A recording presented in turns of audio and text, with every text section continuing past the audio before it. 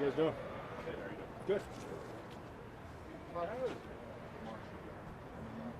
signing to be your right guy? You had to flip to the left and back on the right side. Seems like he's made just a pretty smooth transition. Off to a pretty good start. Yeah, he's the definition of a pro. You know, a guy that can bounce around that much and play at the high level he's played at. That's a really impressive thing to do, and especially in the new offense, you know, and having to pick up new terminology. The underrated thing sometimes is the communication with the guys next to you. You know, and he's done a nice job of ramping that up each week and getting used to the guys that he has to talk to and be in communication with. So we've been really, really pleased with what he's done. Had the ball, I think, 21 out of 30 minutes in the fourth quarter in 2 games. Is there a balance to be struck between working the clock but also being aggressive and wanting to score? Yeah, you know, the good thing is Coach Del Rio doesn't really want to come off the gas, you know, and so that's been something that he's instilled in the entire staff. So we stay aggressive with our game plan, but certainly clock management is something that we take very seriously around here. You know, and so there's purposeful and intentional calls that are still designed to be aggressive and move the ball. So we've been pleased with how it's been, but always looking to improve anywhere we can. Has that always been your approach to put on the gas all the time, or were you more conservative maybe before? Yeah, I think the way I was raised, you know, certainly the first time around with Mike and working with Scott Linehan for a long time, you know, I've always had that philosophy of staying aggressive and letting the guys go play, you know, and not pulling the reins back on them. If you train your guys well enough in situational football throughout the course of the offseason and training camp, then you get to rely on their training and trust their ability to make good decisions within, you know, 4-minute, 2-minute, you know, whatever the scenario may be. A lot of those receivers, they're described as like a slot receiver or an outside guy. Say you guys you'll put your guys anywhere. I mean, I've seen just about all of them have been in the slot one time or another. How hard is it to train guys to be able to do that, to be able to be good at anywhere you put them? Yeah, we have such a talented staff here, man. They do a great job. Rob Moore does a great job, along with Nick Coles, at training our guys to be concept football players. So you have to learn the concept in our offense. You can't just learn one spot on the receiving tree. That way we can run similar concepts and still move guys around. So it's a fun part of what we do here, and we're really pleased with the way the guys have handled it. And you got to do that with less reps than you used to be able to get, say, years ago. So is that all? A lot of that's done in the film room on. Yeah, certainly a lot of you know, the intellectual side of that comes from working in the film room and working in the classroom with the coaches, but also getting on the field and being willing to put in a little extra time after practice to maybe run a route that you didn't get to run in practice that day or an individual that day. You know, it's a dedication from those guys, and they've done a nice job. Cordero seems to appreciate that when he came here on his free agent visit, there was almost a promise that we're going to take a look at you offensively, and we think you can find a role for us somewhere. We think that you can help us there. We envision you in a role like that. And it wasn't just empty talk. It's proven to be something that has become a fabric of your offense.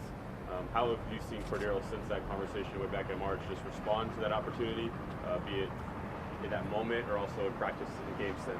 Yeah, you know what, I don't know that I call it a promise, because I think our staff just kind of stands that our yes is our yes and our no is our no, and we mean what we say when we intend to get people involved, whether it be CP or anybody else in the offense. But what's been fun about him is, you know, it's easy for us to invest in finding ways to get him the football because he invests so much in trying to do things the right way. You know, I remember talking to you guys in the spring about the leaps and bounds he had taken as a receiver. That's because he was purposeful and really dove into becoming better as a true receiver and just the mechanics of playing the receiver position. And then as we started to get him involved in a couple of the runs, you know, he really wanted to understand the blocking scheme and how he could help set up the blocks, and in his mind maybe pair it with a return or something like that. You know, so it's been really impressive to watch him take ownership of everything we've given him. And as a coach, that's what you're looking for, and it makes you want to invest in that guy and give him more. Your interior offensive line, just the ability for Rodney and Kalechi to get into the second level and do those types of things. How much of that is an asset for you as a play caller, that you can get those guys moving deep downfield? Yeah, I tell you, it's impossible to do anything we do offensively without those guys. All 5 of them up front. They are the straw that stirs the drink around here, and we're really fortunate to have them.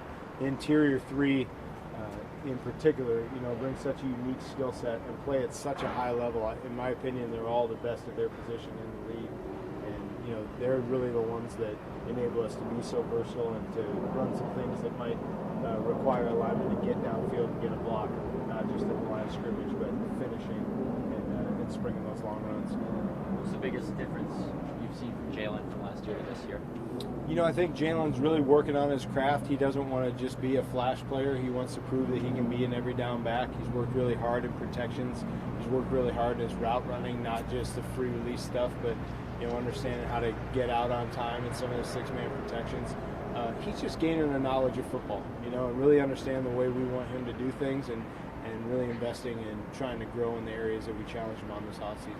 In talking to him after the game, I asked him, I said, is this a better three-headed monster than he had last year? He said, yeah. And it's no offense to Latavius, it's because DeAndre and I have years more experience. We can do more things. Are you able to do more now because of the maturity with those two? I tell you, first of all, I love Tay, and I wouldn't say it's better, it's different, and you're able to do some different things. And Tay's a heck of a football player in his own right.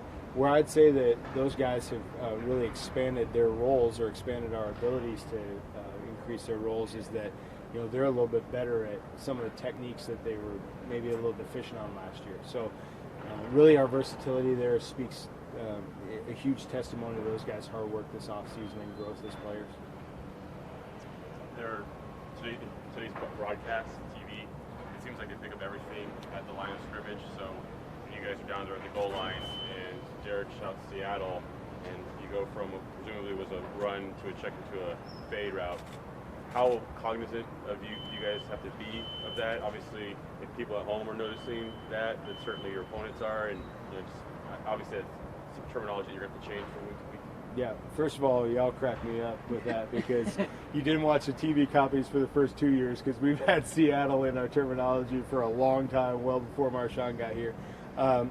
But to address your question on the the terminology that we use and the verbiage we use out there's a lot of dummy stuff and there's a lot of real stuff, and we keep really close tabs on charting the real stuff and what gets paired with it, so we know whether we got to change it up or not. But we're certainly very aware of that. Yeah. Anything more from Coach? Yeah, as you grade out Derek's decisions at the line, if he checks out of something or makes adjustments, is he grading out obviously pretty high, like putting you guys consistently in the right spots from what he's seeing? How's he done in that regard? I think he's done a nice job. And we're not trying to make it a scenario where every play he's walking up to the line of scrimmage and has to evaluate something. We want him to be able to go play fast. So it's probably not as frequent as it may seem, but when he does have those opportunities, he's really done a nice job of helping us out.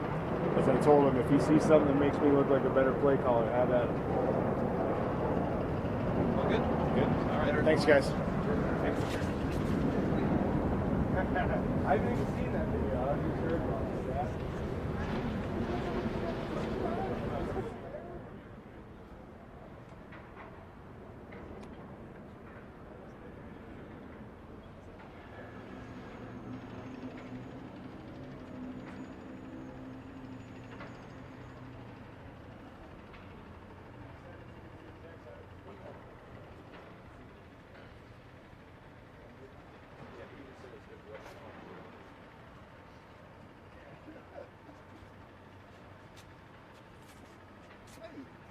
Playing some softball today?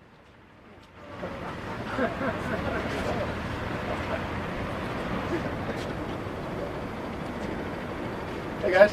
Hey. Carl Joseph, we talked to him about his development. Some of it is natural when he's a first, second year player, but has there been anything that's really struck you in particular about his strides that he's made? Well, if you watch him closely, and I'm sure you have, you see his development has been really, really nice. He's very active last week. He's really good close to the line of scrimmage. He's a really good tackler in the open field. He also plays well on the back end. So I think his development is right on time right now.